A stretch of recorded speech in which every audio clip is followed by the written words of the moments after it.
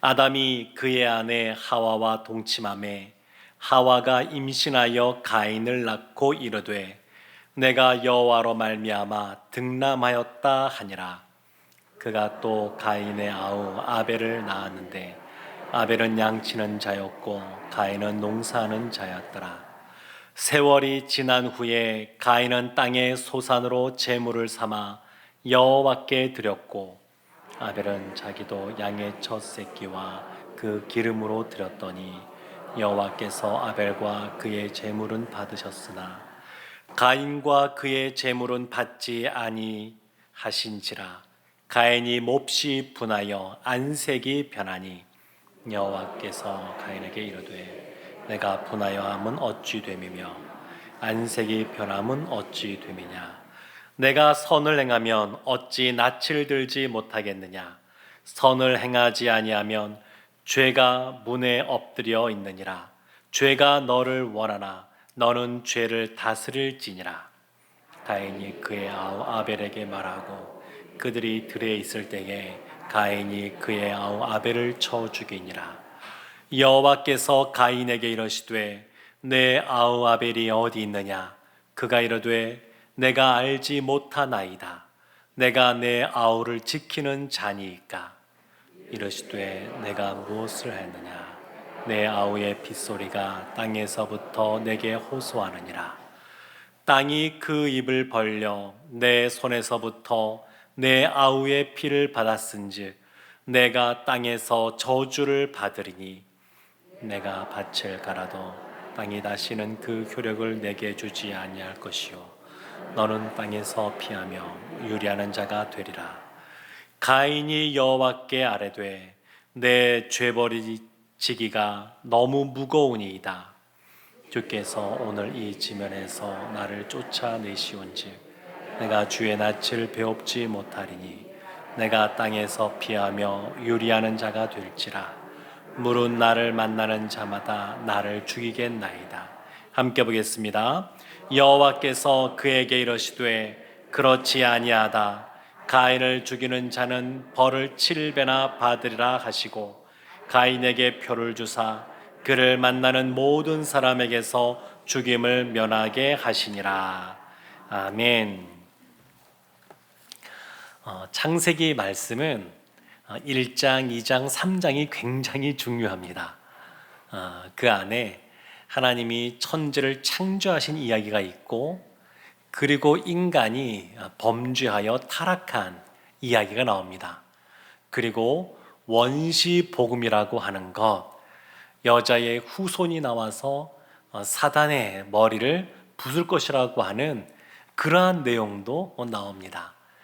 창세기 3장은 특별히 1, 2장이 창조에 대한 이야기가 나온다 그러면 창세기 3장은 타락에 대한 이야기가 나옵니다.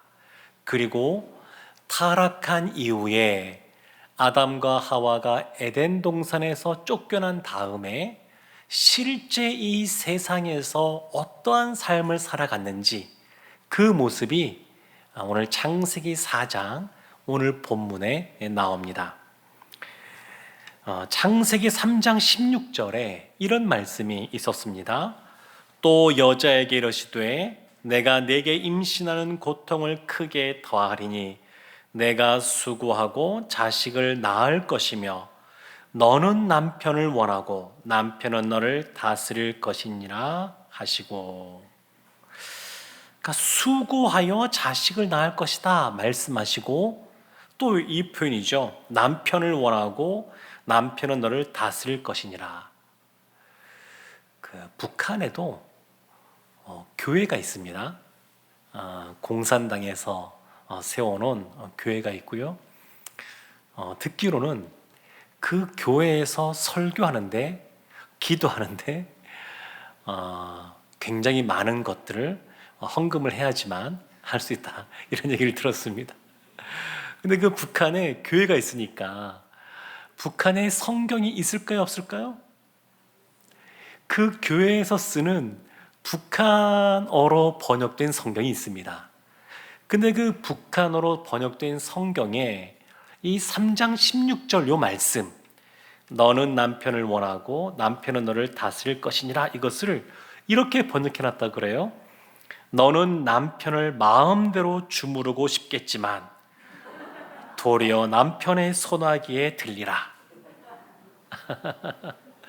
그러니까 이 표현이 단순히 그냥 남편을 사모하고 사랑받기를 원하는 이런 표현보다 주도권의 싸움으로 보고 있는 겁니다. 근데 실제로 성경의 원어의 뜻이 이 뜻이 더 강합니다.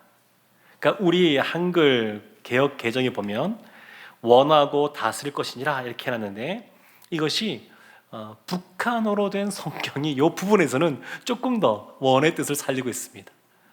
어떠십니까? 우리 성도들의 가정은 이렇습니까? 네. 자녀들에게 물어보면 야, 너희 집에서 누가 주도권이 있어? 이렇게 물어보면 자녀들이 뭐라고 답을 할까요? 네, 잘하고 계시네요. 엄마요. 이렇게 말을 많이 합니다. 근데 성경에서 말하는 것은 무엇이겠습니까? 성경에서는 서로 돕는 배필, 서로 부족함을 채워주고 메꾸어주는 그러한 돕는 배필이 되라고 이렇게 말하고 있습니다. 물론 저희 집에서는 제가 부대장이라고 제가 늘 자녀들에게 교육을 하는데, 제가 부대장이면 대장은 누굴까요? 예수님입니다. 예수님. 저희 집에서는 어렸을 때부터 예수님이 대장이고 아빠가 부대장이야, 제가 늘 이야기를 했는데, 아이들이 크니까 잘 안 믿는 눈치입니다. 근데 하여튼 성경에서는 죄의 결과로 온 것이 뭐냐면 주도권 다툼입니다. 그러니까 신혼부부가 되는 그러한 예비 신랑, 예비 신부가 있으면 선배인 부부들이 자주 하는 조언이 있습니다. 그것이 무엇일까요? 네, 신혼 초반에 주도권을 잡아야 돼, 이런 얘기를 합니다. 신혼 초가 중요해, 이런 얘기 많이 합니다. 근데 진짜 안타까운 겁니다. 왜냐하면 다시 돌아오지 않을 신혼 아니겠습니까? 성경에서 전쟁이 벌어져도 이 신혼 1년의 이 신혼 기간은 그 남편이 군대에서 복무하지 않아도 됩니다.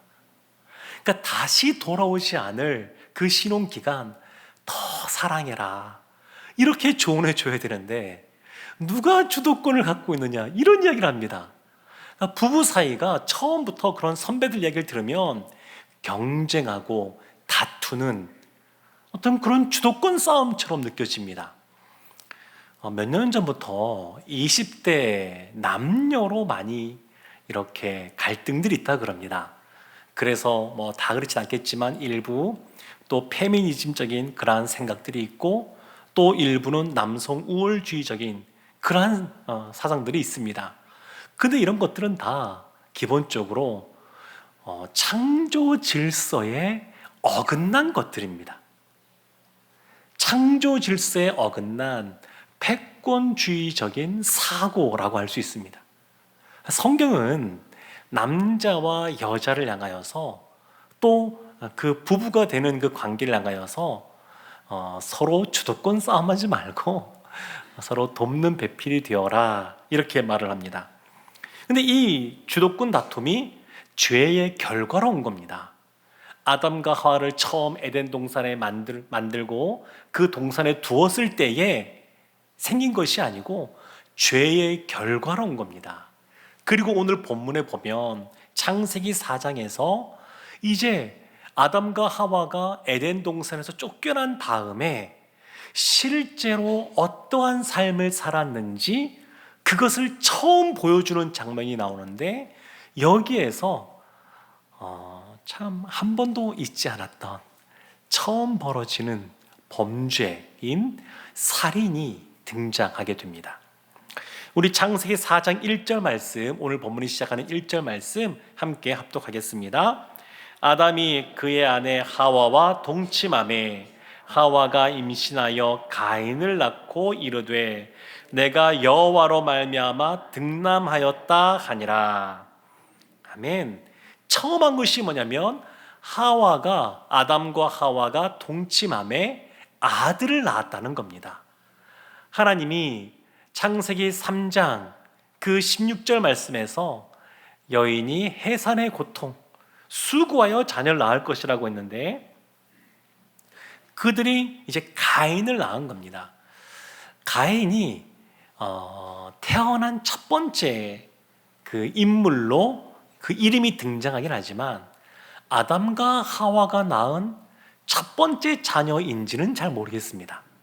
그러니까 성경은 아담과 하와가 많은 자녀를 낳았기 때문에 그 중에서 처음 벌어지는 이 범죄의 중요한 이 사건과 관련하여서 아담의 이름을 먼저 가인의 이름을 먼저 말한다고 볼 수도 있고 진짜 첫 번째 아들일 수도 있고 정확하게는 잘 모르겠습니다. 아담과 하와가 많은 자녀를 낳았습니다. 근데 그 가인이 오늘 본문에 등장합니다. 그러니까 세상 속에서 처음 누리는 삶의 모습, 그것은 아들을 얻었다. 두 번째 삶의 모습이 있습니다. 3절과 4절 말씀에 나오는데 이렇게 나옵니다.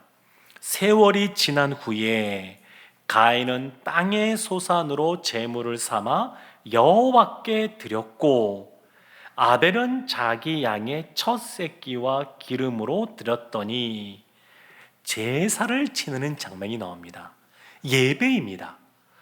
그러니까 에덴 동산에서 쫓겨나서 아담과 하와가 했던 거 두 가지가 있는데 첫 번째는 아들을 얻었다는 것이고 두 번째는 하나님께 예배 드리는 예배자의 삶을 살았다는 것을 알 수 있습니다.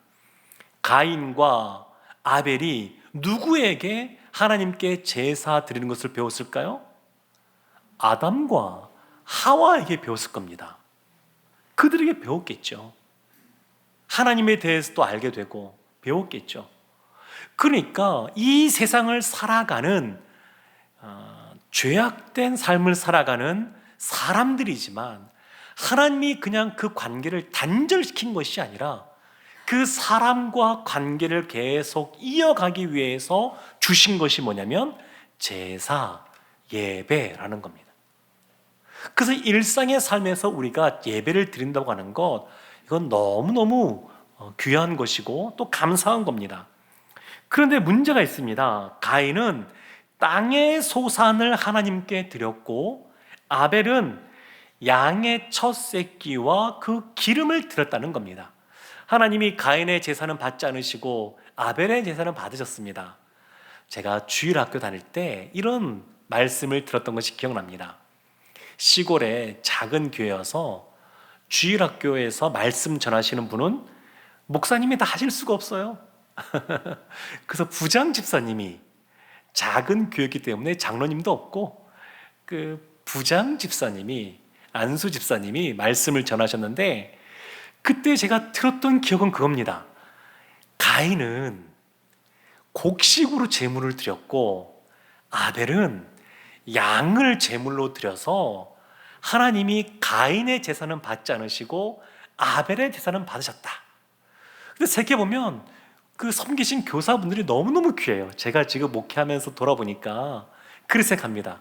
근데 그 당시 이런 가르침을 저만 받은 것이 아니라 아마 우리 성도님들도 이런 얘기 들어보셨을걸요?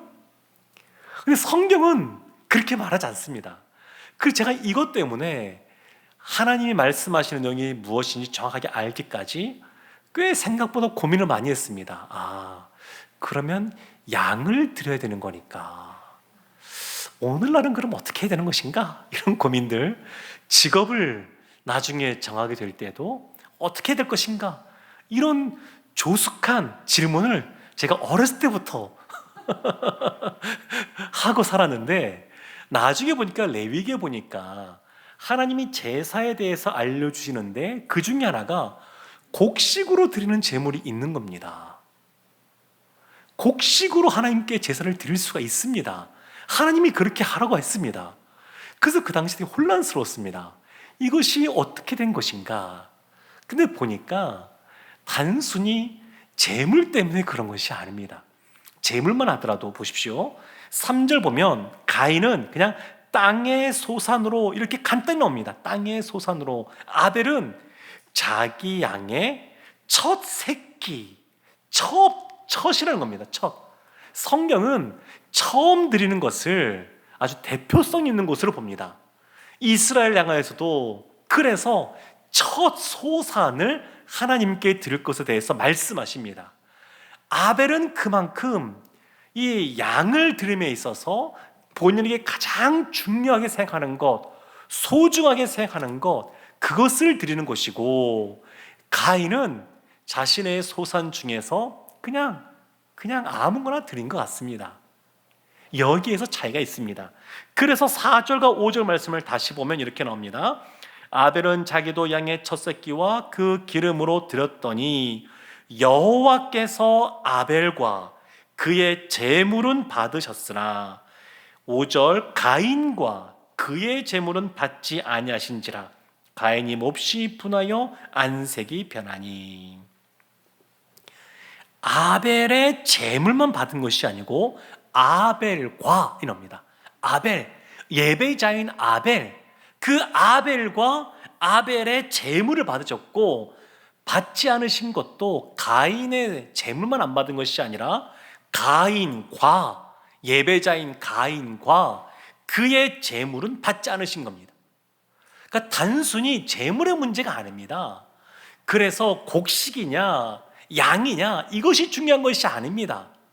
그 제물을 드리는, 예배 드릴 때 우리도 헌금하는데 헌금을 하는 그 예배자의 마음의 중심이 중요한 겁니다.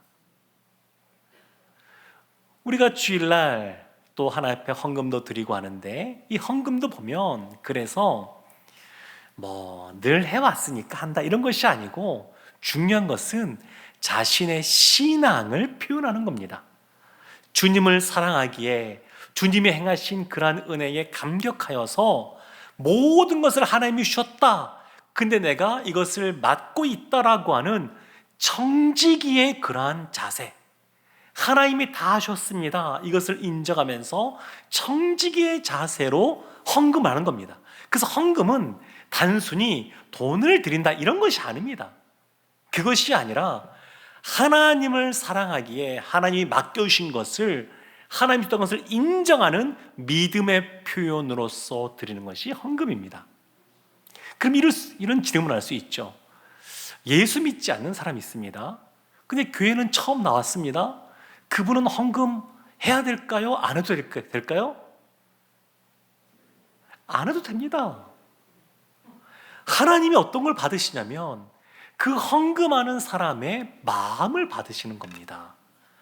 아벨과 그의 제물을 받으시는 것처럼 그 사람, 그 마음의 중심에 하나님을 경외하고 또 주님을 사랑하고 주님이 주셨다는 것을 인정하는 그런 믿음이 있는 사람, 그 사람이 드리는 예물을 받으시는 거지, 하나님은 가난하신 분 아니고. 그래서 성경에도 보면 고리대금어, 그렇게 해서 이자를 많이 받아서 소득을 얻은 것, 다른 식으로 말하면 땀 흘리지 않고 얻은 불로소득, 이런 것은 헌금하지 말라고 합니다. 우리가 하나님이 주셨던 것을 인정하고 10분의 1을 드리는데 그냥 불로소득으로 얻은 것, 그런 것을 하나님이 받지 않습니다. 헌금하는 것, 그 다 하나님이 주셨습니다, 감사합니다, 그래도 해도 되지만 기본적으로 하나님은 그 마음의 중심을 보시는 분이십니다. 그래서 믿음으로 주님을 사랑하기에 감사하는 마음으로 그와 같이 신앙의 표현으로 드리는 겁니다. 아벨이 그렇습니다. 사무엘상 15장 22절에 이렇게 말합니다. 사무엘이 이르되 여호와께서 번제와 다른 제사를 그의 목소리를 청종하는 것을 좋아하심같이 좋아하시겠나이까. 순종이 제사보다 낫고 듣는 것이 수당의 기름보다 나으니. 그러니까 제사, 번제 이런 것보다 하나님의 말씀을 청종하는 것을 더 좋아하십니다. 하나님의 말씀을 듣는 걸 좋아하십니다. 그리고 청종이라는 것은 한자로 보면 들을 청자, 따를 종자잖아요. 말씀을 듣고 따라가는 것, 이것이 곧 순종 아니겠습니까? 그래서 순종이 제사보다 낫다 이렇게 말하는 겁니다. 듣는 것이 수당의 기름보다 낫다. 그러니까 하나님 말씀을 잘 듣는 것, 그리고 그 말씀대로 순종하고자 하는 믿음의 결단을 갖고 살아가는 것, 하나님이 그것을 더 기뻐하십니다. 히브리서 11장 4절에서는 이것을 이렇게 말합니다. 믿음으로 아벨은 가인보다 더 나은 제사를 하나님께 드림으로 의로운 자라 하시는 증거를 얻었으니 하나님이 그 예물에 대하여 증언하심이라. 그가 죽었으나 그 믿음으로써 지금도 말하느니라. 믿음으로 아벨은 제사를 지낸 겁니다.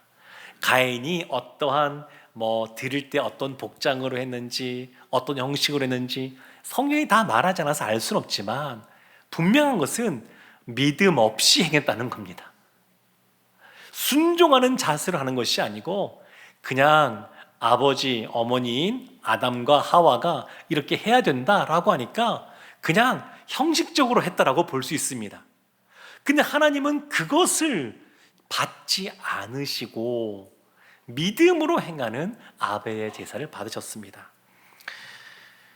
하나님께서 미리 가인에게 경고하시는 장면이 6절과 7절에 이렇게 나옵니다. 여호와께서 가인에게 이르시되 내가 분하여 함은 어찌 됨이며 안색이 변함은 어찌 됨이냐. 내가 선을 행하면 어찌 낯을 들지 못하겠느냐. 선을 행하지 아니하면 죄가 문에 엎드려 있느니라. 죄가 너를 원하나 너는 죄를 다스릴지니라. 이미 경고하셨습니다. 가인의 얼굴색이 변해온 것을 보고 하나님이 경고하셨습니다. 아담과 하와가 범죄한 이후에 하나님이 찾아오시니까 아담과 하와가 했던 것이 뭐냐면 변명이었습니다. 하나님, 저희가 잘못했습니다. 이것이 아니고 변명거리를 찾습니다. 남 탓을 합니다. 가인이 지금 그런 겁니다. 근데 하나님의 사랑이 얼마나 큰지 그냥 미리 경고하시는 겁니다. 가인아, 죄를 다스려라. 죄는 너를 원하겠지만 다스릴 수 있다고 말합니다. 사랑하는 성도 여러분, 어떻게 죄를 다스릴 수 있을까요? 우리는 너무 좋은 것이 있는데 죄를 이기신 예수 그리스도가 계시다는 겁니다. 그래서 우리 마음속에 죄를 짓지 말아야지 이렇게 마음 먹어도 사람의 마음은 믿을 것이 못 되기 때문에 또 죄를 범하기 쉽습니다. 그 중요한 것은 뭐냐면 죄를 이기신 예수 그리스도를 바라보고 그 예수 그리스도를 의지하는 겁니다. 의지하는 겁니다. 그러면 죄를 이겨나갈 수가 있습니다. 그럼에도 불구하고 이 경고를 가인이 듣지 않습니다. 8절 말씀 우리 함께 한번 보도록 하겠습니다. 가인이 그의 아우 아벨에게 말하고 그들이 들에 있을 때에 가인이 그의 아우 아벨을 쳐 죽이니라. 쳐 죽이니라. 성경에서 쳐 죽인다 이 표현이 여러 번 나오는데 이것은 그냥 때렸다는 겁니다. 주먹으로 때렸는지 돌로 때렸는지는 모르겠지만 때려서 죽인 겁니다. 처참하게 죽인 겁니다.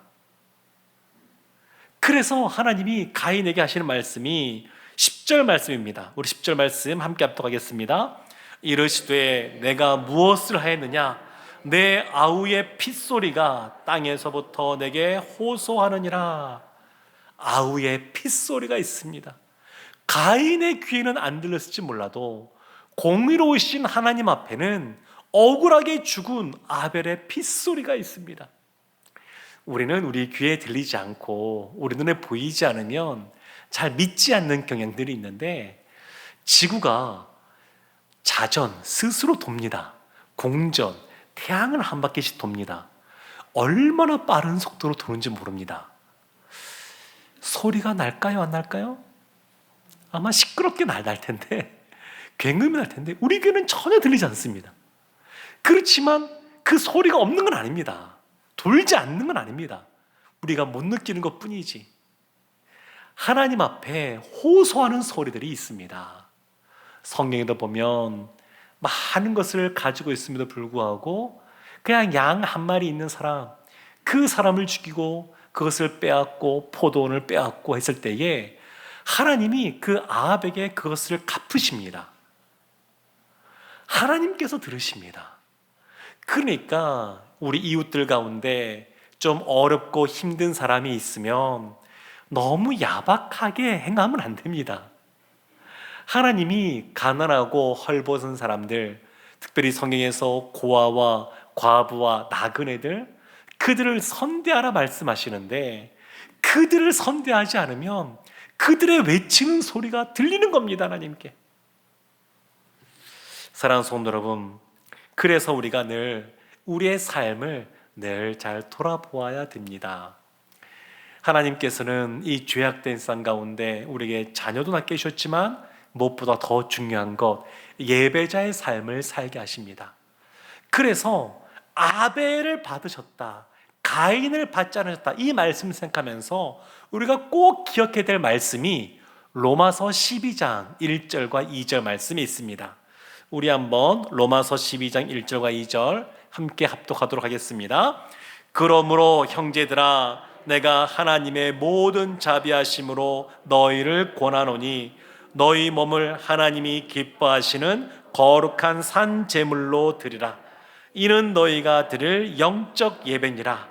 너희는 이 세대를 본받지 말고 오직 마음을 새롭게 함으로 변화를 받아 하나님의 선하시고 기뻐하시고 온전하신 뜻이 무엇인지 분별하도록 하라. 아멘. 하나님이 기뻐하시는 거룩한 산 제물, 삶의 예배, 그거를 드리라고 말합니다. 그것을 하나님이 받으십니다. 주일날 하나님 앞에 나올 때에도 우리가 믿음을 가지고 또 예물을 하나님께 드리기도 하지만 더 중요한 것, 하나님이 아벨 그 예배자를 받으신 것처럼 우리를 받으십니다. 우리를 받으신다고 하는 것은 곧 삶에서 우리가 예배자의 삶을 살아가는 그 모습을 받으시는 겁니다. 성전에서 예배 드릴 때에 하나님이 그 구약의 제사 지내는 그 시간에 공식적으로 죄의 용서함도 주시고 그리고 은혜도 베풀어 주십니다. 그러니까 하나님께 예배하는 자에게 하나님이 한량없는 은혜로 함께 하십니다.